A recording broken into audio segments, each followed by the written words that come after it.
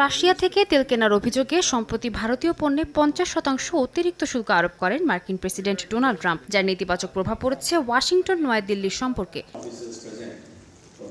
দুই দেশের বাণিজ্যিক সম্পর্কে টানাপোড়েনের মধ্যে রোববার জাতির উদ্দেশ্যে ভাষণ দেন ভারতের প্রধানমন্ত্রী নরেন্দ্র মোদী। বলেন, বিদেশি পণ্যের পরিবর্তে স্থানীয় উৎপাদনকে অগ্রাধিকার দিতে হবে। তার দাবি, আমদানি নির্ভরতা কাটাতে পারলে অর্থনীতির ভিত্তি মজবুত হবে।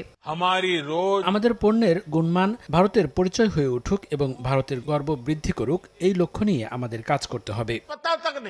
মোদির দাবি, প্রতিদিন ব্যবহার হওয়া বহু পণ্য বিদেশি, অথচ মানুষ তা জানেও না। মোদি দোকানদারদেরও আহ্বান জানিয়েছেন স্থানীয় পণ্য বিক্রিতে অগ্রাধিকার দিতে। তার ভাষণের পর স্বদেশি প্রচার কার্যত আন্দোলনের রূপ নিয়েছে। তার সমর্থকরা এর মধ্যে ম্যাকডোনাল্ডস, পেপসি আর অ্যাপলের মতো মার্কিন ব্র্যান্ড বয়কটে ডাক দিয়েছেন। ভারতীয় বাজারে যেসব বিদেশি ব্র্যান্ড ছড়িয়ে পড়েছে সেগুলোকেই এখন টার্গেট করা হচ্ছে।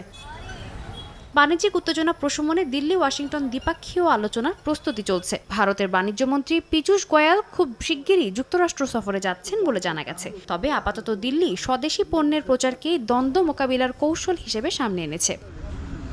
সাদিয়া তাসনিম, সময় সংবাদ।